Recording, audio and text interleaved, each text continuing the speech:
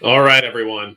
You know the drill. If I sound good and if I at least theoretically look good, go ahead and let me know in the chat. That way we can get everything started. And of course, it is Marauder Monday, and I'm excited to be here as we have a lot to talk about and we need some things to focus on when it comes to our preparedness and what we're doing moving forward, especially in relation to what's going on in the sense of this global conflict we're all very patiently waiting for at this point. So we need to definitely talk about that. Old Man Bones sound, it looks good to me. Sounds good to me. All right. We got 0 by 0 from Miniman69. Good to see you. John P. Good to see you as well. Grisio Nemo. Aubrey Behringer. Good to see everybody. And let's see. Tier Free is also here. Thanks. I'm glad you made it too. Now, Gunslinger 67 looks good from Maine. That is some serious eagle-eye vision that you are sporting there. So I appreciate that you have the ability to look this far away. Now, Prepper Book Club says 556 by 556. That is something. I will tell you, it's not quite 762, but I'll take it. Now, let's go ahead and talk about some of the things that are going on and why we need to keep this whole escalatory situation in mind, especially when it comes to World War III, right? This whole WW3 scenario is a real threat. It's something we should be preparing for, and it's something that I'm definitely concerned about, especially where I live, where there's a lot of Minuteman missile silos and Air Force bases that may or may not be strategic, assets in the sense of what another nation might target. We all have a reason to prepare for this because it could affect us no matter where you live and no matter what walk of life you participate in. This is something that can affect all of us very easily. Carl Miller, good to see you. Glad you're here from North Dakota. Now, I do want to start off by just saying that no matter where we are in the sense of this global conflict that we're discussing tonight, we have time to prepare. We have the ability to get more done. So don't stop doing things just because it seems like we're too close to the end game, right? Like that's never a good strategy. Make sure you keep doing what you can and make sure you try to be progressive in your preparedness because right now is a really important time to do that. So always look for other ways to acquire the things that you need, look for alternative options, and try to do what you can about extending your income or something like that if you're able to, just because money is getting very tight, inflation's hurting us all, and it's only going to get worse, unfortunately. I don't like saying that, but I do feel like that's true. So I wanted everyone to be on that same page so we could talk about things a little bit more pessimistically here now that we got some optimism out of the way.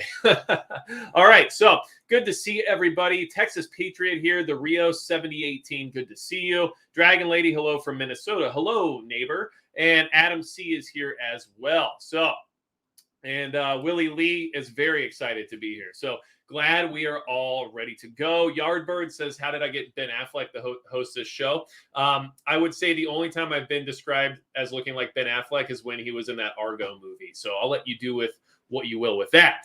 Now, what's going on? So we have this very credible threat coming from China right now that we have to be aware of because this is what you could call a lit fuse type moment.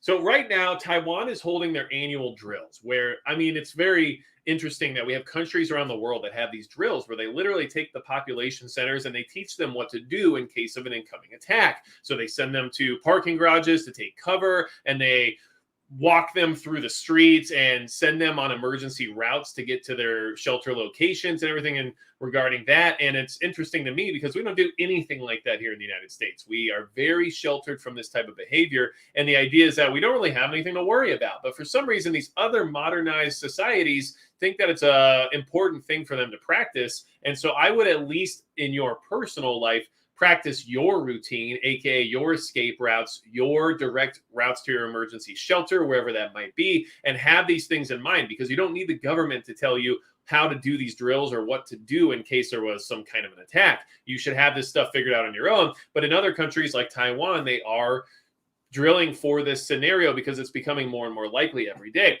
Now, the whole idea here is that if House Speaker, who should probably not be in Congress any longer due to the fact that these term limits really need to come into play here. But either way, if House Speaker Nancy Pelosi decides to make a visit to Taiwan, China's saying that there will be forceful response required by them. And now you can kind of think about what that might mean.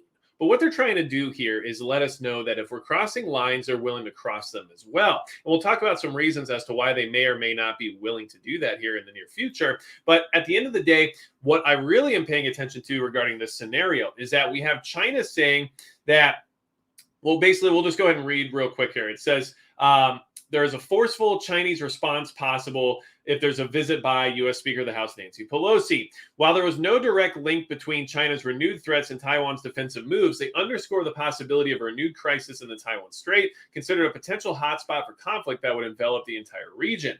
Now, they have air raid sirens, and they have mobilization of troops and tanks and all this stuff going on in the cities, and they're trying to evacuate people and teach them what to do during this scenario. But at the end of the day, what China is saying is that if Pelosi visits, they will have to have some type of response, a forceful one at that. So what you have to kind of remember is that some of these people who are within our own government have this trigger ability to literally go to another country and basically start a war just by being there. And they're aware of what that means, and they're aware of what kind of power that actually wields. Because there's a lot of benefits to conflict, especially for people who are in higher positions of authority and people who are well protected and have financial assets that they could easily gain off of a conflict from.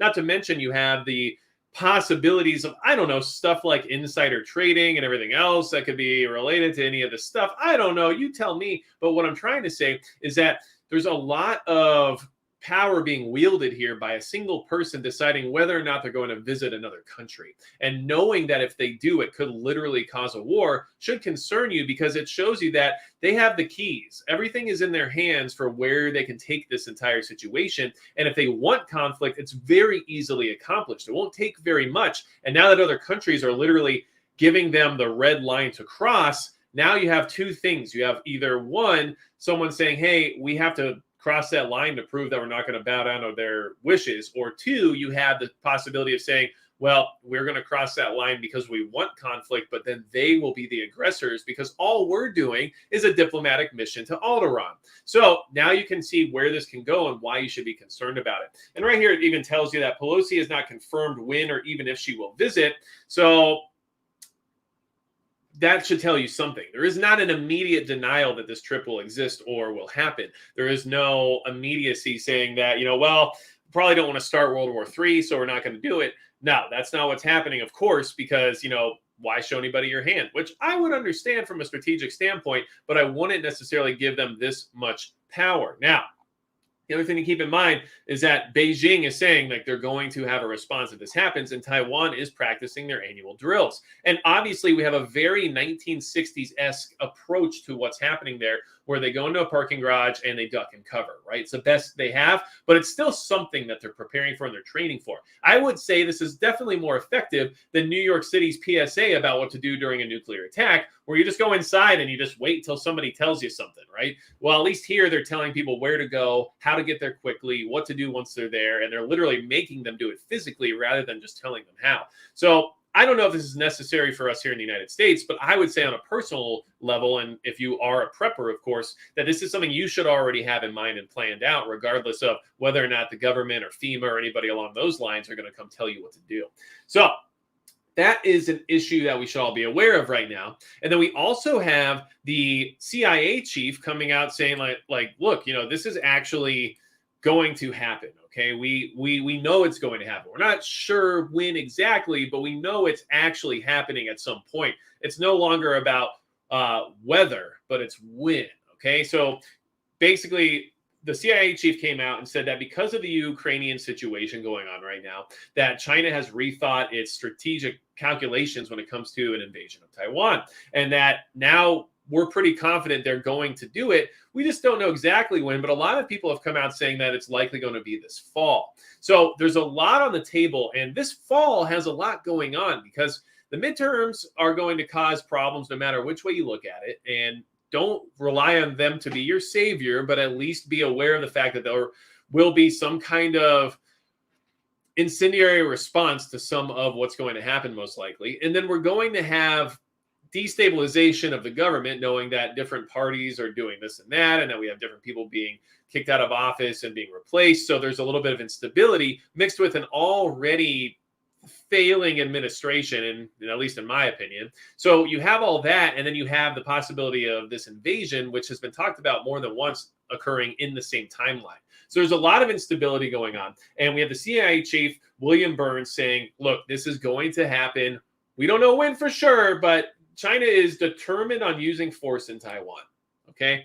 So we know that it's a likelihood, and we know that we are probably going to be involved one way or the other. Now, while everybody's paying attention to what's happening overseas, we have a lot of escalation happening in the Pacific. So this is really something to pay attention to, because the funny thing about global conflict is that it's worldwide. It's not just, one place or one country or anything like that. So this is just how this is all going to play out. And likely, as many have pointed out many times now, this is all by design. Would you say not? I would have to say it seems that way at this point, especially when we have such easy triggers being activated by our own politicians. And if this visit actually occurs, we'll know what their thoughts are on whether or not they'd be willing to participate in said conflict. So I think that's where we're heading.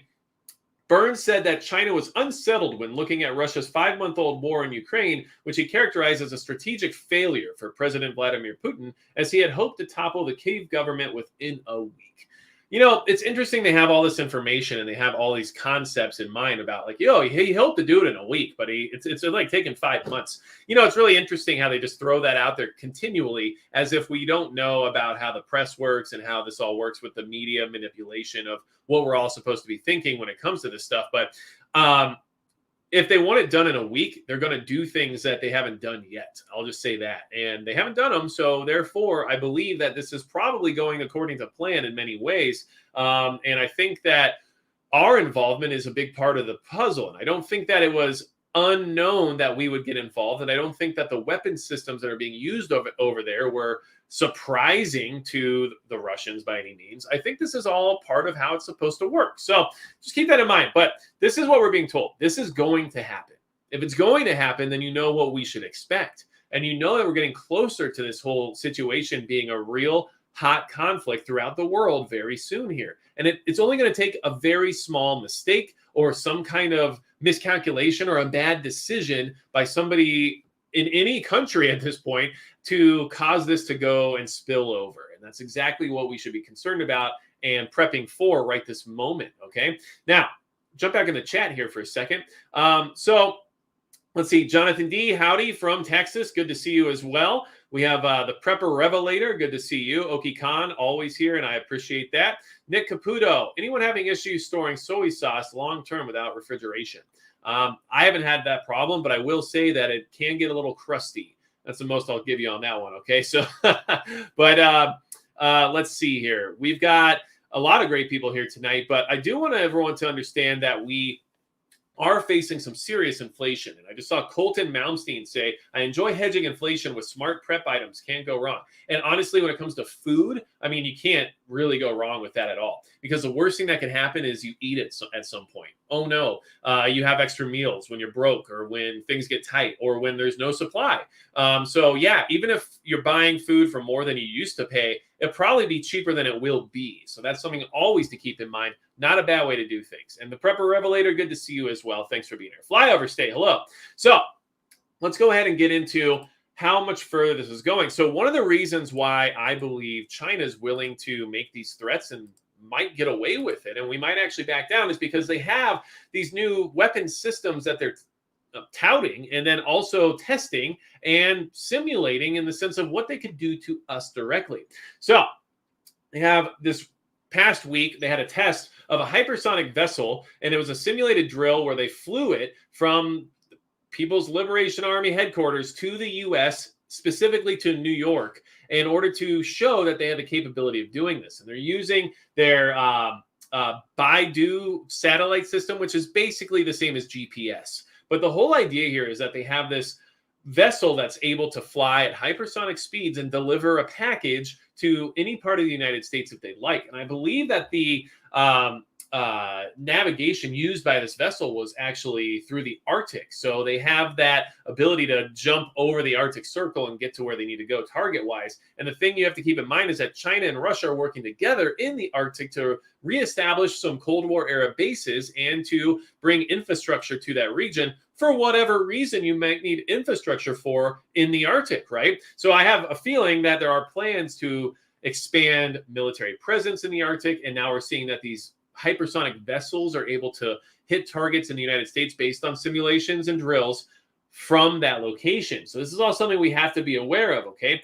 A team of researchers from the China Aerospace Science and Technology Corporation simulated the flight of a hypersonic vessel launched from Henan in China's Shandong province to New York via the Arctic Ocean, reported SCMP, okay, which is the South China Morning Press, I believe, is what it's called. So here we are, basically showing us that they have the capability of doing these things. And even if it's a simulation and a drill, and even if they don't technically have hard capabilities of making this actually happen, especially when you calculate in things like defense mechanisms that we have in place and everything else related to it, this is still a step towards escalation. It's still showing that they have some kind of a trump card when it comes to their ability to attack us where it hurts.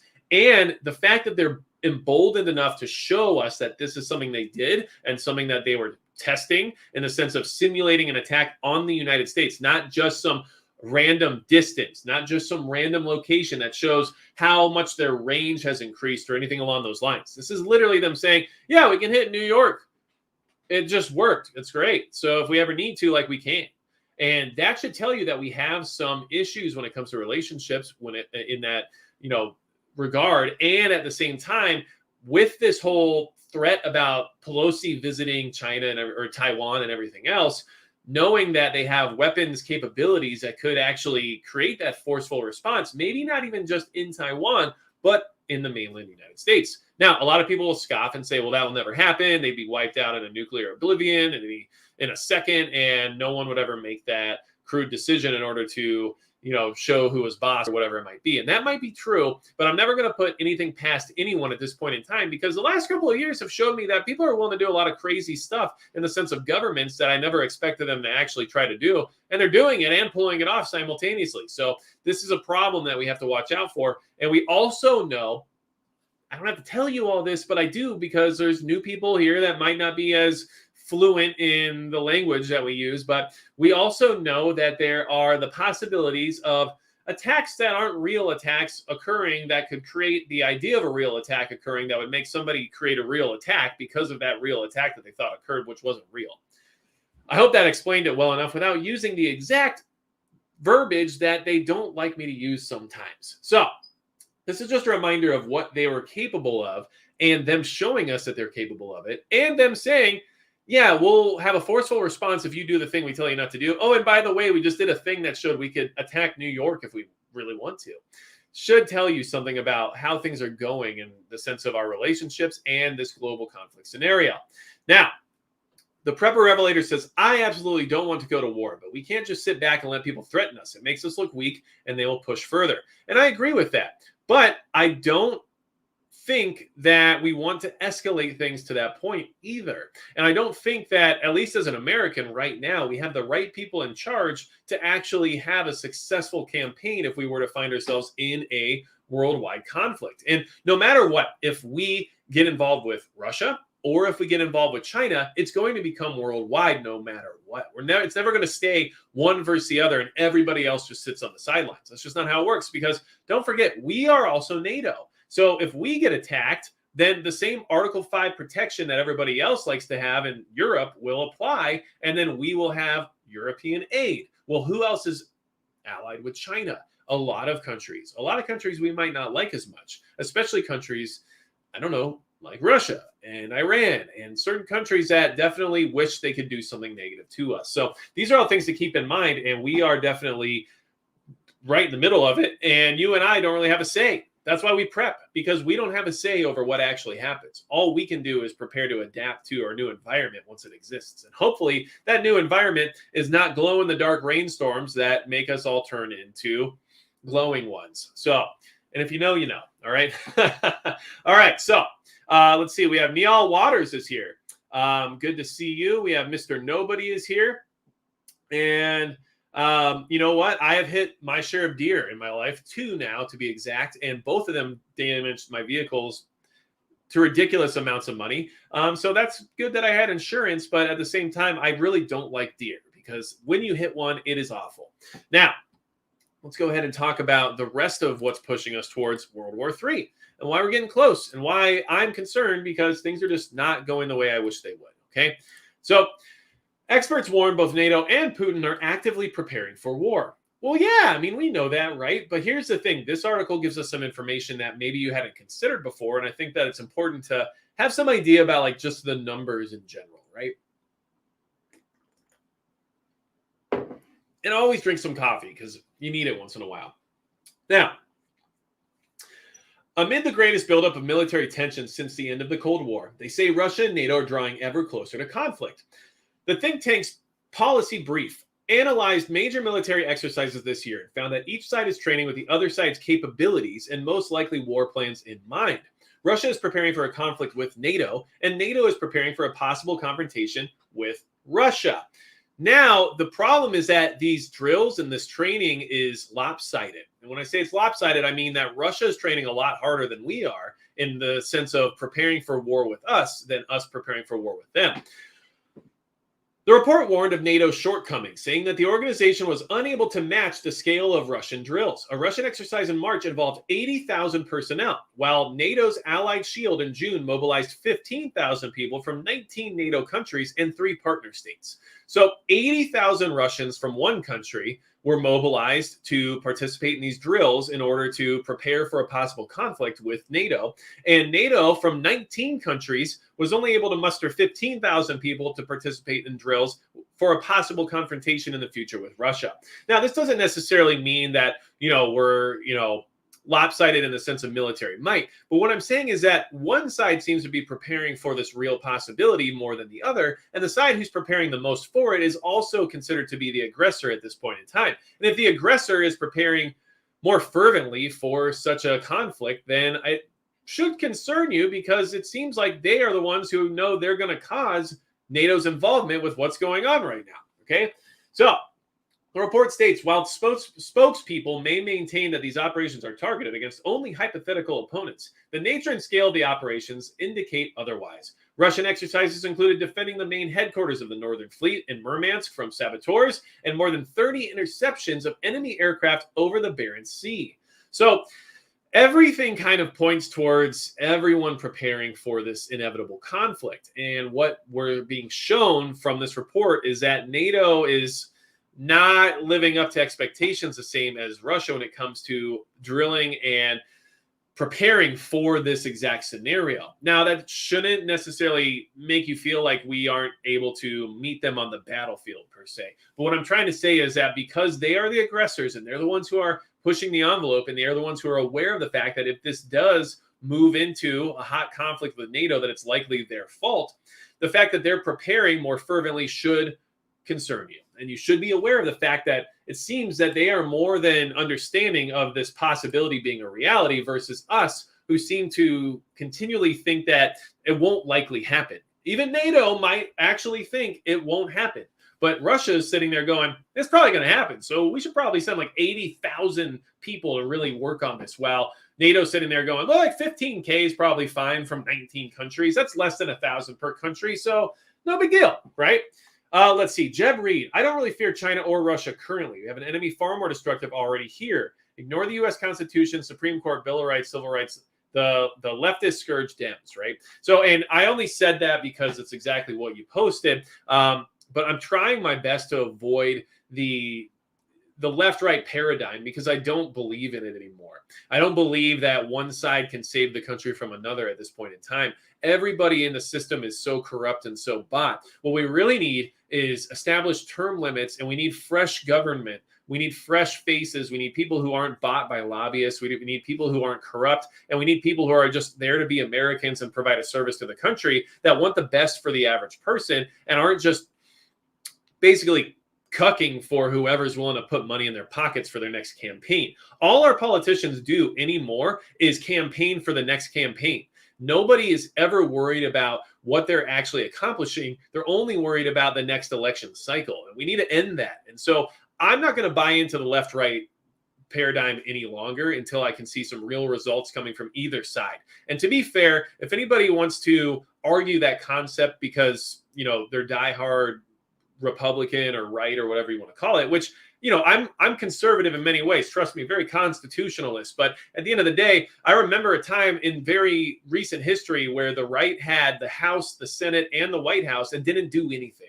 So just keep those things in mind, because we are in a very unfortunate position as people, as Americans who are supposed to be represented by people in power, and we're no longer being treated as such. That's just my 2 cents, but I totally understand what you're saying. And I think the only thing I would change about your statement there, Jeb, is that I don't think it's just one side of the aisle that sold us out or is our greatest threat within the country here. I think that it's literally all of them. And I think that our political class as a whole is our real problem. So that's just my 2 cents. Okay. So not arguing with you, just kind of putting my opinion out there as well. Now, Hawkeye, thanks for the haircut compliment. I appreciate it. Honestly, I'll be 100% honest with all of you. I cut my hair short because it's so windy in North Dakota. I was having issues looking through my optics, and I don't like that at all. I had to wear a hat anytime I went outside and I wanted to, practice some target shooting or something.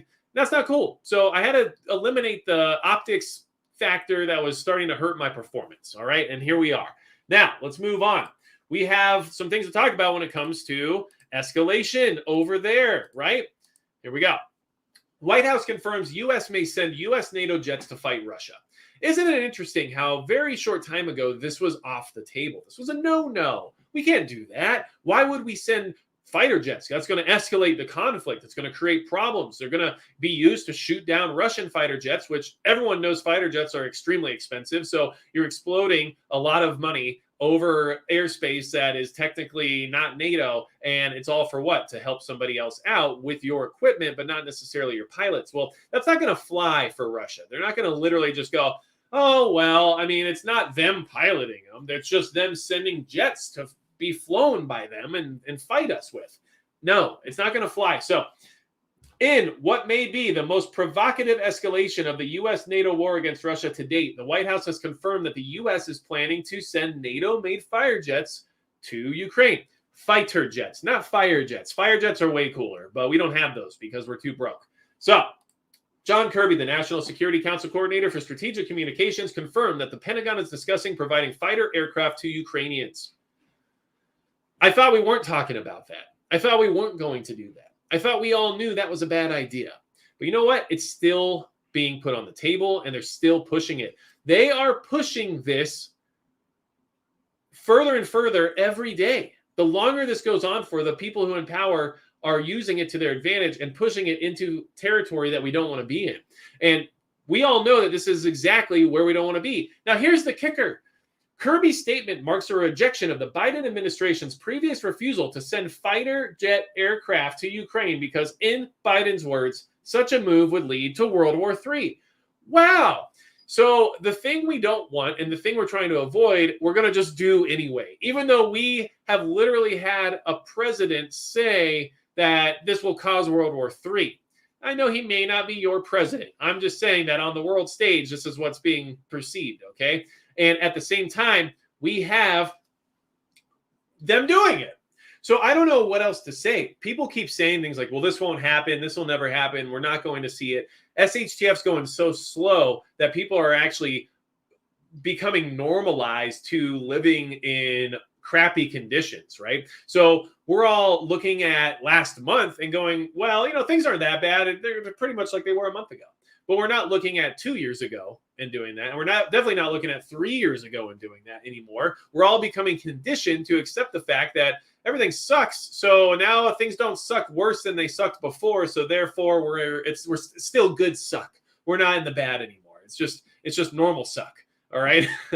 I don't know how much I can talk about this without getting removed. But what I'm trying to say is that we are pushing the boundaries. And NATO is just doing it. And they keep telling us we're not going to do these things. We're not going to do this. We don't want World War III. We don't want escalation. And then, a month later, they're like, yeah, we probably will, though. Just so everybody knows, okay? In May, the Pentagon rejected an earlier proposal by Poland to send Soviet-made MiG fighters to Ukraine, calling it high risk. Weird. So that's high risk. But now we're preparing to send NATO jets, okay? You tell me how you think this is going to play out. I don't think it's going to go very well. And the problem is that once you start sending these jets over to Ukraine for them to use and to defend their airspace with, well, Russia is going to be more aggressive about that same airspace. And then how does that go? And when does a miscalculation occur? When does an error occur? When does somebody get shot down that wasn't supposed to be? And how does that look on paper, right? Here's where things are going, and I don't know what to say about it. Now, you guys can tell me in the chat, but I want to do a little poll here because I like it. And I like asking you guys questions. It helps me a lot.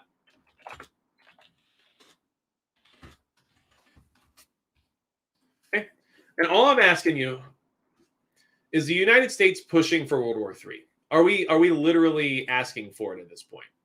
Right? Is this what we want? That's what I'm asking. So it's in the chat. You guys vote if you want, but I want to assume we're not. It just feels like every time I turn around, we're being told the opposite of what we were a month ago or 2 months ago or 3 months ago. And now we have people like Nancy Pelosi literally holding the keys to the city saying, well, if I go to Taiwan, we might be in war with China. So I'll just kind of think on it, probably after a couple martinis. And then I'll see if that's where I actually end up going or not. And I don't like any one person having that much power. And that is something that can be leveraged. And we all know, based on probably family history, that there might be some leveraging of power going on within that household. So you can only imagine what kind of stock investments they might make based on knowing we'll go to war with China, right? Well, we better start investing in American-made semiconductors, and we better start investing in, Northrop Grumman and Boeing and everybody, okay? So just my 2 cents. All right. Now, let's see. Yardbird says we're bluffing. Okay, I like that. We said Officer 47 says yes, but we're beating around the bush.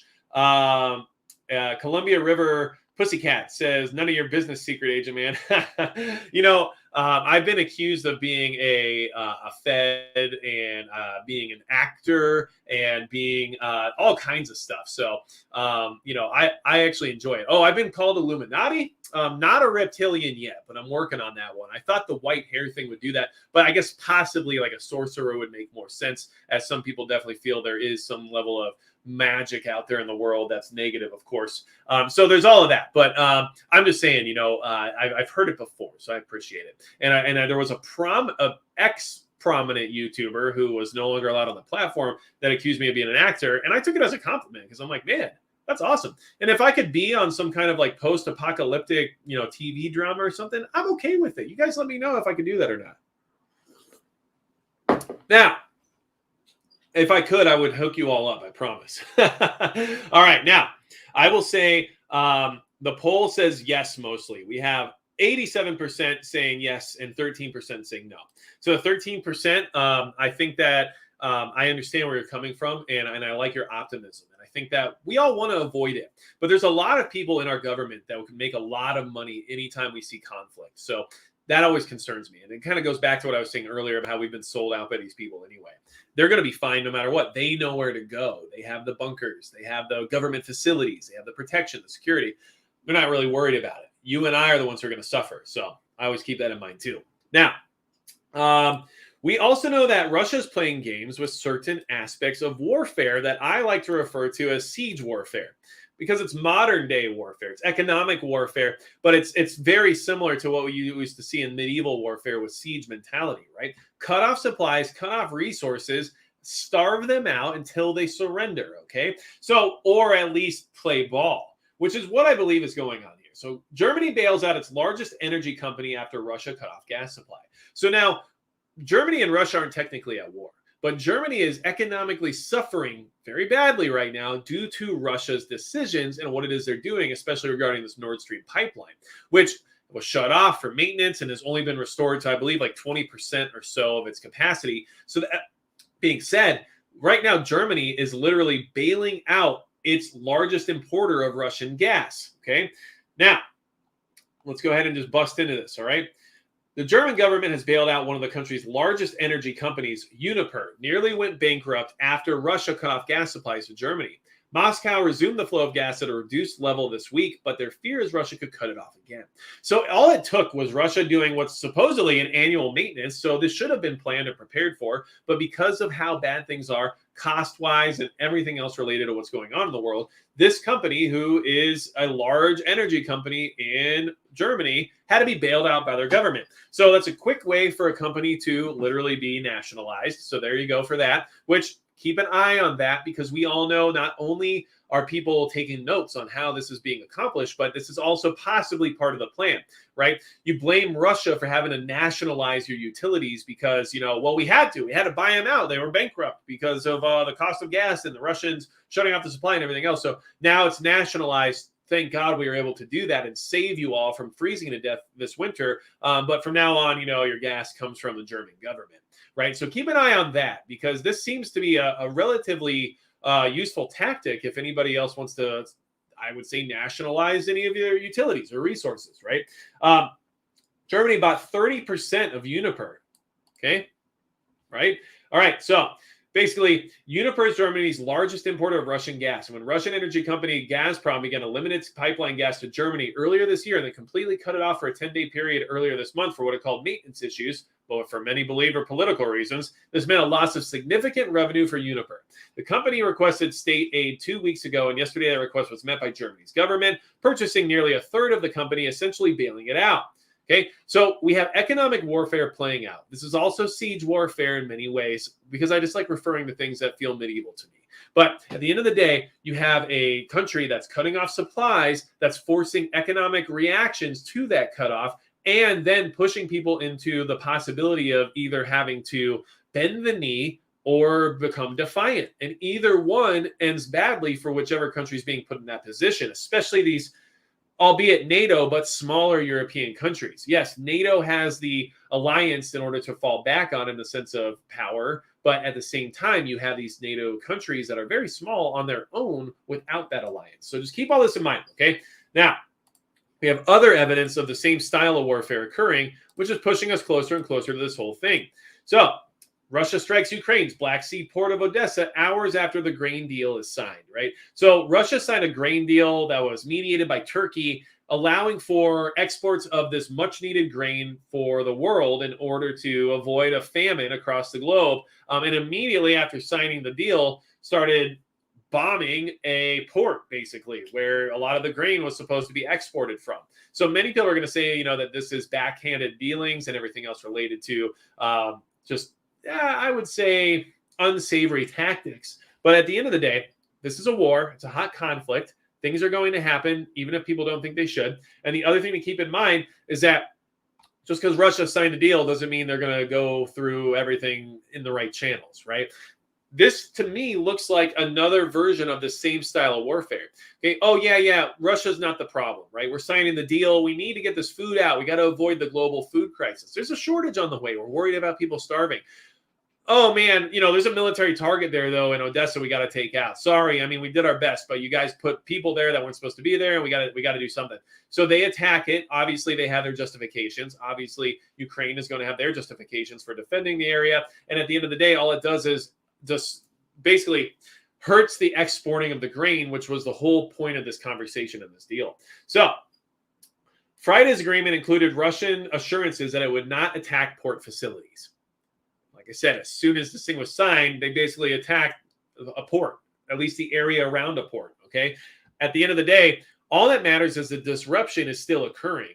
Even though these deals are being signed, they look good in the optics section, but they don't actually work on paper or in the field, all right? And so let's talk about why this matters. And let's get into the chat here for a second, okay? How much of Ukraine has Russia taken over so far, Mike K says? Most of the eastern portions of Ukraine are taken over, and Russia is slowly moving further and further inland. So I don't know the exact percentage, but from what I can tell on maps and everything else related to it, I would just say, 30% maybe, not probably less, 20%. Either way, that's just a guess based on what I've seen on images. At the end of the day, Durgan says 30%. Okay, so but that's what it comes down to, is that it's the disruption that's causing the problems. And this is hurting the rest of the world. But it's interesting how this is being leveraged. And that's what we really need to pay attention to, is the leveraging of these scenarios. Brandon Lamb says, looking back at 2+ years, it's insane. The world events, the weekly crisis, does it not seem hard to not believe some of the theories? And I would say there's some theories I've been hearing about for many years now that I didn't think much of. And now I look into it and I'm like, cool. Interesting. So great. Now, Global News Wars says hello. I say hello back. And also, I think we underestimate what some people are willing to do to bring in, I don't know, like some kind of new order for the entire world. I'm just saying things in a weird way. Try to have fun with it. Don't be weird about it. Okay. Now, in Hawkeye, yes, I get it. I look like a skunk. You know, I'm sorry I was born this way. I'm doing the best I can. Okay. Vitiligo is a real thing. I believe I'm affected by it similarly to Michael Jackson, but hopefully my nose doesn't fall off. That being said, let's talk about how this is being leveraged and why this is pushing the world to get more involved. Okay. Watch this. Russia tells famine-fearing Africa it's not to blame for the food shortage.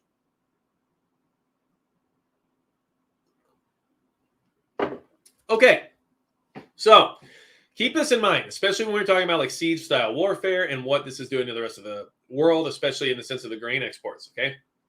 But here's what we're doing now. Russia is going to extend their hand to African nations, especially ones that are friendly to Russia. And they're saying, look, it's not our fault this is happening. We're doing the best we can. And what they're doing is they're basically going around to these other countries and trying to gain support for why they're not at fault for this. And they're going to leverage the food crisis as a way to gain alliances throughout other parts of the world where they can be more strategically valued in that area, okay? So let's see here. I'm trying to figure out exactly where it is in this article I wanted to share with everybody. Okay. Ahead of the trip, Russia acquiesced to an agreement that allows Ukraine to resume exporting critically needed grain that has been blocked in the Black Sea ports by fighting, a sign of Putin's apparent concern for public opinion across the developing world. Okay. So we had the deal, and then immediately they launched an attack that hurt the deal. But they went to these countries, even so, saying that we're doing the best we can to get food to you. Now, imagine what's going on behind the scenes. Imagine what kind of deals are being made. Hey, do you need food? We can get you food. What are you going to do for us? What are you willing to do for us? What would you be willing to do for us in the future if things get out of control? And basically, Russia's doing what any country used to do back in the day, where they control the food, so they might as well use it to their advantage and get people to sign up to their program in order to receive that food if the need arises, okay? So we also have Western nations doing the same thing, trying to keep countries from getting too close to Russia. But we know that Russia has the control of a lot of that grain at this point in time, and that they are actually the ones who can deliver on these promises that they're making to these countries. So I just wanted to share this with you to give you an idea about what they're doing over there, okay? Foreign Minister Sergei Lavrov made it clear to use the trip to blame the West for the grain shortages tied to the war in Ukraine that are raising fears of famine in African countries, and to paint Russia as the continent's faithful ally. They're using resources around the world now to get what they want out of the situation. They're cutting off gas, they're cutting off food, they're signing deals, they're trying to look the way they need to look when it comes to optics, but then they're turning around and doing the exact opposite when it comes to their military strategy. This is exactly what a lot of warfare playbooks would do, right? Get as much support as you can and control the support by handling the most important resources and being the only person to receive them from. And that is what they're trying to do now. They're leveraging all these countries to be on their side and not be in the way. And that should concern you, because this can continue, and this can actually affect many other places around the world, not just Africa and not just countries like Germany, okay? So I just wanted everyone to be aware of the direction this is all going in. We are definitely seeing an escalation, and we're also seeing that Russia is approaching this from a resources and economic warfare stance, which is only going to make things, I would say, more dangerous over time, okay? Now, let's see. Back in the chat for a minute. SP1 did a video today about cornfields being plowed under due to the amount of size of the corn not being big enough. RLRL shared that. You know what? I didn't see SP1's video today, but if you guys don't know, Southern Prepper 1 is who he's referring to. If you guys, if any of the mods here can put his channel link in the chat, that'd be great. But SP1 is great. He has great daily boots on the ground reports. He has some good, very logical advice when it comes to protecting yourself from like nuclear radiation and things of that nature. So I like SP1's channel. So make sure you guys check him out and, support another YouTuber. Now, Nick Caputo, exactly. He's worth following. David Allen says Monkey Works has been talking about Russia and China and South America. So Russia and China have been running military drills and working together in places like Venezuela and establishing themselves in countries like, was it El Salvador or Nicaragua? I can't remember. But all I know is that they are establishing a pretty large presence in Latin America, which we all know is very dangerous, especially with how porous our southern border is right now. No one wants to say that for sure, a military could sneak people in through the southern border and establish sleeper cells, but we know they already have. So they already have done that, and they can keep establishing more as long as this border becomes, more and more unsecure. So this is an issue. It's not just about the immigration aspect of it. It's about the national security aspect of it. And a lot of people forget about that because of what the media likes to focus on rather than what the real threat is. So this is something we have to keep in mind. Jasper's mom says Nicaragua. Okay, great. I thought so. I just couldn't remember. And El Salvador has a lot of their own problems. So I wouldn't be surprised if they were involved too, because, they're broke and they do a lot of very bad stuff. Now, Justin C., hello from Colorado. Hello from North Dakota. Good to see you. Let's see here. We also have some interesting things happening here in the country. Now, these are things I want you to be prepared for and to think about. This is going to be more of like a mental exercise and a what-if scenario conversation, okay? We need to be prepared for the possibilities of some of these weird things to occur that we don't want to have happen, okay? So, first and foremost, we know this is what's happening right now, right? Okay. So this is what's happening right now. And I'm not going to talk about it too much because, you talk about this stuff too much and it causes problems. But at the end of the day, this article is saying that we got to get over it and move on, because if this dude is fine, then everyone should be fine. Basically is what they're trying to say. But what I want you to think about regarding this scenario is the actual circumstances involved if there was to be an actual issue health-wise when it comes to the scenario. I think we all know that there are many ways that this could go.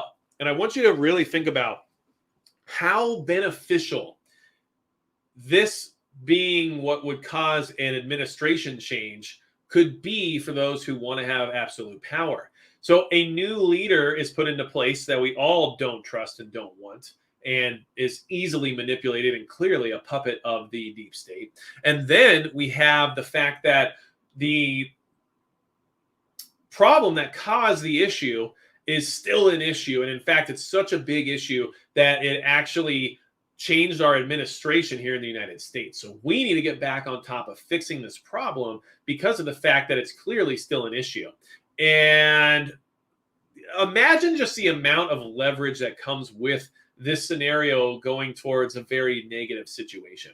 And although we don't want to see this happen due to the people who are next in line and everything else related to that, and sometimes, sleepy incompetence is better than active maliciousness. At the end of the day, I've just considered this scenario as being perfect playbook situation that they could easily leverage and then use to establish more control very easily, especially if the thing that causes this is the thing we've been trying to stop for years now, and nobody's getting on board to do what they got to do. So therefore, we just got to do it now. I think you guys know what I'm talking about when I say this, but this is something to watch out for. And now, interestingly enough, the very next thing we are being confronted with regarding that is the fact that our National Guard is being crippled by these mandates. And what's funny is that these mandates are past due. We're very far past where this is becoming extremely important. And we're very far past the point where people are overly concerned about this scenario. And we're even at the point where those who are complying with the mandates are still, getting sick. And then people who are of elderly age groups are fine, even though they have the thing. So all of this should remind you just what kind of control and what kind of strategy is being implemented here. And they're talking about how the National Guard is going to find themselves in a very difficult scenario very soon here due to the fact that they're losing thousands of guardsmen to these mandates. Although we should be very far past a lot of this scenario. So what an interesting time to be in, where people who hold all the keys to whether or not we enter a hot conflict with China or Russia are also the reason why our national defense will be limited because of these exact mandates, which clearly don't necessarily work if the people who are in charge are still getting sick. So this is all a big reminder as to why all of this is such a threat right now, and why our country as a whole might not be either as prepared as we think it is to defend ourselves, or want to defend ourselves. Does that make sense? Does anyone think of it that way? Like, do they want us to defend ourselves? I don't know. I know on a personal level they don't. I know that for you and I's, self-defense, they definitely don't like that idea. But as a whole, as a country, I mean, who ushers in this whole thing, right? Because I don't see the United States being like the worldwide federation necessarily. So who is? Okay, so moving on from there, just kind of putting this all out there. I'm definitely not a good time here, okay? But we we are talking about things that we have to talk about. It just is what it is. All right. I want to talk about things that are happening here a little bit more just because it is concerning, right? So popular grocery staples are getting more expensive as inflation play continues to hit shoppers. Every week we kind of need to check in on this because it's becoming extremely difficult. And just keep this in mind. We are being hit probably the least hard when it comes to this stuff as almost any other country in the world. So if you're in another country, you're probably experiencing worse than this. And if you're in a developing or a desperate country, you are in a very bad position. So the desperation is going to continually progress, which leads to eventual conflict. So this is another reason why we're so close to it, even if it's not the main point of focus, okay? So let's talk about some basics here, all right? In fact, that's how I like to start off an entire sentence usually. Food prices have been consistently outpacing the overall consumer price index. Oh, weird. The CPI doesn't keep up with the food prices? I had no idea. You guys know that already, right? But just keep that in mind if you're ever looking at the CPI, that 9.1% isn't actually related to food in general. Last month, the index tracking grocery prices showed a 12.2% spike over the last year, making it the largest 12-month increase since April of 1979. We're in the 70s now.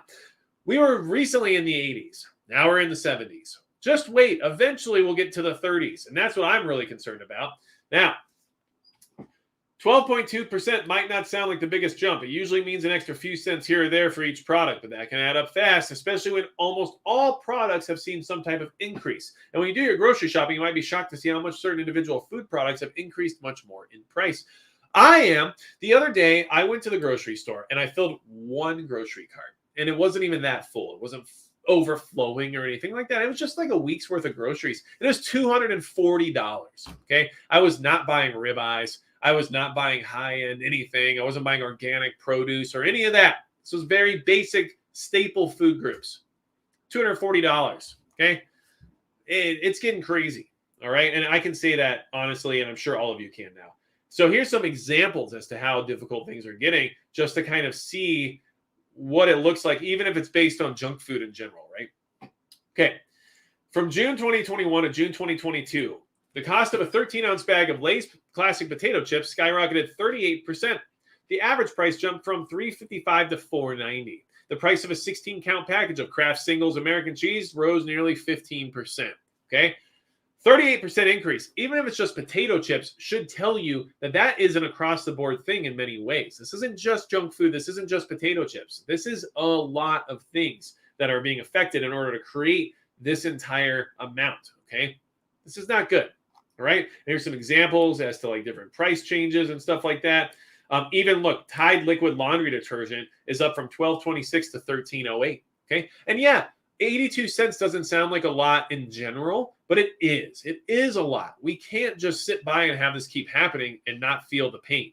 We are all feeling the pain. I am. I'm sure many of you are as well. It's becoming very hard, okay? So I wanted to touch base on that.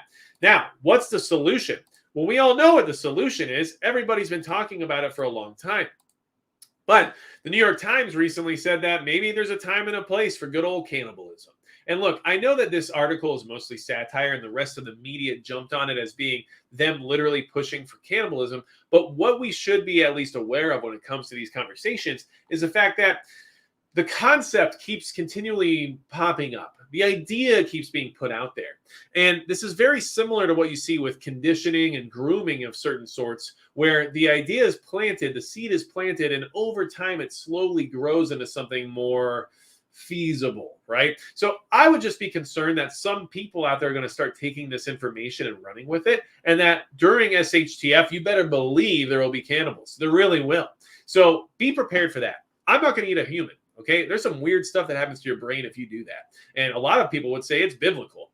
However you want to look at it, I'm just not into it. So I prepare food and make sure I have plenty of it so that I never have to get to the point where that becomes a reality. But a lot of people will literally eat somebody tomorrow if they didn't have any other food to eat. You better be very aware of that fact because this is real and it's becoming mainstream. And I will tell you right now, there's a lot of things that if we aren't all living through oblivion or SHTF over the next 20, 30 years, we're going to be living through some other stuff that we don't want to have to live through because people are going to be willing to do a lot of crazy, disgusting, immoral things over the next 20 or 30 years because that's just the way our society is progressing, which is why some people might say we need SHTF. I don't feel that way because I think there's still hope, but I think some people feel that way because of just how bad things are getting already. I'm telling you, they'll get much worse, and people will be opening a lot more Pandora's boxes when that time comes. But this is just something to keep in mind. Okay? Cannibalism has a time and a place. Some recent books, films, and shows suggest that that time is now. Can you stomach it? Ha, ha, ha. Hilarious. Except for, we all know eventually they're going to be talking about it as a reality, right? Why should we waste people who pass away? Wouldn't they be better off as being nutrition, right? Eventually you'll see an article like that. And it starts as opinion and becomes fact very quickly, I think. Now, why is that an issue? Well, because we already have people admitting things they probably don't want to admit. The food security crisis could kill more people than this other crisis has, says Senegal minister at G20 summit. Okay? Senegal, not Seagal. Steven Seagal might have said that too, but I haven't listened to him in a long time, not since he was a cook in the Navy. Now, Senegalese Minister of Economy Amadou Hott has urged, or Hote, I'm not sure, has urged the global food industry not to boycott the trade of Russian and Ukrainian food products as the food crisis rages on in vulnerable countries. Hott said at the Group of 20 meeting of financial leaders in Bali last week that without immediate resolution, the crisis, which involves both a food shortage and high prices, would kill more people than during the crisis of the last couple of years.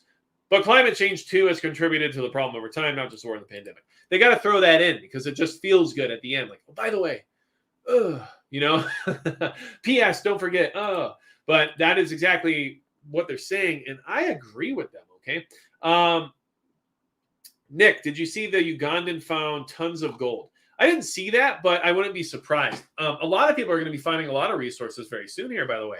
Did you know that a lot of the gold that Ukraine has been using to fund their defense doesn't exist, right? It's not real gold. So there's going to be a lot of interesting resource movement going on throughout the world, at least in my opinion, in the near future. But just keep that in mind. Now, okay, this is something we have to keep in mind. This whole thing is true, okay, because food is actually more deadly than almost anything else. If you don't have it, you're desperate and you're willing to do things you wouldn't otherwise do. If you don't have it, you starve and you can die. If you don't have it and your children don't have it, you'll do terrible things. And these people are already experiencing that in many other countries, but eventually those countries might look at other countries that do have food as the problem and wonder why they don't have food because those countries do. And that is where you get food wars. So keep this in mind. But these people are actually coming out and admitting that this is actually a bigger deal than that whole crisis that literally started all of this. It started everything. Don't forget that. Don't ever forget what they did to us through that whole process. And this is where it brings us to, which many of us in the preparedness community, myself included, predicted conflict due to the ramifications of those decisions being made during that time. And I believe we are on the verge of that conflict at this point in time, and parts of the world are already starting it. So don't be surprised to see it yourself. Now, Kevin Brown says, and water. Yeah. Ask Southern California how that's going, because they don't have enough water. And those people are going to be desperate if they run out of water within 72 hours. So, all right. David Allen, preppers are normal people. Non-preppers are not. You know what? I might disagree with you on that. I'm okay with being a weirdo. I totally get it. And actually, most of my prepper friends that I am, associated with and networked with out here in North Dakota, most of us have agreed, like, man, I'm glad to find out I'm not the only weirdo who thinks this way, because that's literally what happens. I look at a fence and I wonder if it'd be good for defensive perimeter rather than it just being good for cows, right? But that's just how things work when you're a prepper. You think about things in a weird way. That being said, here's what the average person is getting advice-wise when it comes to preparedness. And I want to share this with you.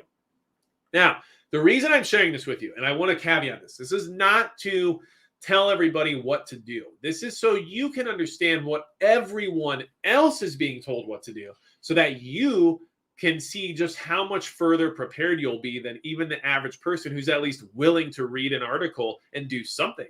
Because those people I still applaud for doing something, because the general population won't do anything. So these people, good for them. I'm glad they're starting and doing something. But this is the advice they're getting, which means you know what you need to do better than. Because it's unfortunate, and I don't like saying it this way, but in many ways, as preppers, part of your goal is to be better prepared than everyone else, because survival sometimes is endurance and trying to outlast what will eventually become the threat, okay? And we know that people are going to be our biggest problem in many ways. So just keep that in mind. It's an unfortunate side effect of what we do, but it is something we have to consider. And look, network and community is huge, and building community is important, and relying on each other can definitely move things along in a very positive manner. But if you don't know someone and you don't have that community, you're trying to outlast everybody else. Let's be honest. All right. So here's the tips they're getting. 7 tips for building an emergency food supply. Okay. I'm just going to go through this quickly so you can be aware of what you are trying to do better than. Set a goal and get started. So this basically just says how much you want to store and just start doing it. Okay, I can agree with that. I like it. But the goals that they're talking about here are like 3 days. We're talking about like 7 days, 2 weeks. Just keep that in mind. Okay. At the very least, the federal government recommends you have a basic emergency supply kit that includes enough food and water for each of your household members for at least 3 days. Okay. 3 days. You got it. Now, prioritize water and store it safely. Okay. Okay, I can't argue that. Without water, you're done. Doesn't even matter how much food you have. You can starve for a long time. You cannot dehydrate for a long time. So I get this. This is good. So people are stocking up on water. I appreciate that. Okay. Now, buy in bulk. I agree with that too. Buying in bulk saves you money and gets you more of what you need. Okay. Here's the interesting one. Food to stock up on for emergency use. Now, here is something that you can at least be aware of. They're telling people to get peanut butter, whole wheat crackers, nuts and trail mix, cereal, power bars and granola bars, dried fruits, canned meat, canned vegetables, canned soups, sports drinks, sugar, salt, and pepper, and powdered milk. Now, some of that's good advice. Some of that is very short-term advice. At the end of the day, if people have some of this stocked up, they'll be doing pretty well. So I'll give them credit for that. Sure. Have this variety. No problem at all. Make sure some of it's rotational, not for long-term storage. But at the end of the day, great. Okay. Include seeds for sprouting. Now, that's an interesting one, because I'm sorry, but sprouting seeds and growing a garden isn't something people can just do. Doesn't matter if you have dirt. Doesn't matter if you have seeds. Doesn't matter if you have water. If you're not doing it regularly, you're not learning and trying to garden and actually learn what works and what doesn't. You're not going to just magically grow a garden during an emergency. But here they're just saying, have some seeds so you can grow something if you have to. Yeah, okay. Bare minimum, sure, have some seeds. But don't plan on using those seeds to actually eat food with at any point in time if you've never tried it before. It's not as easy as it sounds. Don't make anyone assume it is, okay? Then we have stock up on longer-lasting fresh items when possible. Apples, citrus, winter squashes, and potatoes. Okay, I guess. That'll be an interim temporary food storage scenario for you to get through an emergency. I got it. And then rotate your food rations. That's great. I agree with that too. Rotate your food rations. Make sure you have a rotational pantry going, all that stuff. But I wanted you all to see how elementary that whole list was and exactly what it is people are trying to do.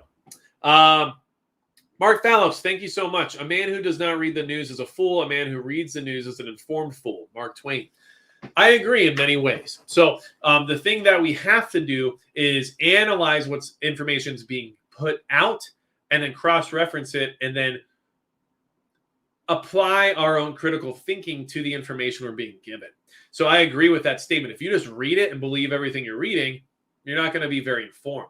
But if you are reading it with the intent and the purpose to better understand what's actually happening, you will find yourself better informed because you will be required to do more research based on what's happening. Just my 2 cents regarding that statement. Now, I do want to say that that list gets to the average person something going. So I applaud anybody who's trying to do anything regarding that stuff. Good for them. Thank you for doing something, okay? But I also wanted you to see what you're competing with in the sense of what other people are going to try and go out and do and what you should try to do better than. Give yourself a goal in the sense of what you can do better, not always just what you can do, but what can you do better and how can you set yourself apart from the rest of the herd, let's just say. And that's exactly what I was trying to bring to the conversation by sharing that article, okay? So this is what we need to do. We need to do better because World War III is actually on its way. We're escalating towards it every day. It's just happening. And now we even have our own government saying, we know this could cause World War III, but we're going to do it anyway. We also have diplomatic politicians being able to literally cause a war by just making a visit happen or not. I mean, this is getting ridiculous, right? We know this is what they want. But if they push it too quickly and they make it too obvious that they were the cause of it, the public won't react well to it. So, of course, what's the essential step required for public support of a war, right? Well, we have to be the good guys. Don't forget that. We have to be the defenders. We have to be the ones who were attacked. It wasn't us starting this. We didn't want to get involved, but when they crossed that line, we had to. So watch out for that. Because you know what? Pearl Harbor was that. Pearl Harbor may have been known about before it occurred. Just throwing that out there. So be prepared. Do what you can to get ready. And at the same time, all of you know what you need to be doing, but just keep doing it. Keep doing the things, all right? And, oh, by the way, thank you for your understanding in my previous video about ethnic food stores. Because I kept saying brown rice when I was sitting right next to a bag of parboiled rice. And I just didn't want to give out bad information. So I appreciate everybody being very critical of my use of that term when it wasn't even what I was describing. But I did go back and edit the video so that there was no mention of brown rice anymore because I don't want to confuse the new preppers and people who are new to entering the game. You know, honestly, 6 to 10 months, 6 to 12 months might be long enough for a lot of food storage in the sense of rotational, but it's not long enough for long term. So thanks for letting me fix that issue. And sometimes that just happens. You have Freudian slips and you make a video and you're trying to get things done and you're posting and publishing and everything else. And then you realize, oh my God, I said the exact wrong thing and everybody let me know. So I appreciate all of you for doing that for me. I really do. And like I said, the parboiled rice is different than brown rice, but in my mind, I just kept saying brown rice because in all honesty, I was trying to memorize K&J International African Market and Beauty Supply, and that was the hard one to memorize versus brown rice. So thank you for that. South Florida DCL, well, we got mule deer and whitetail. And then a lot of antelope, actually, which is kind of interesting.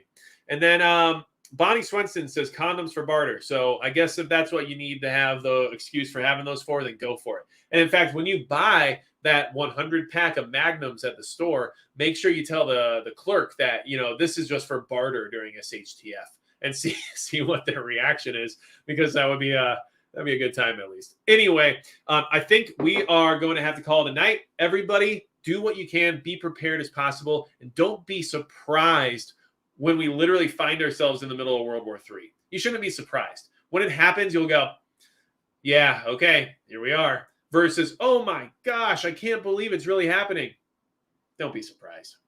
We're on our way. And that's going to be it for Magic Prepper.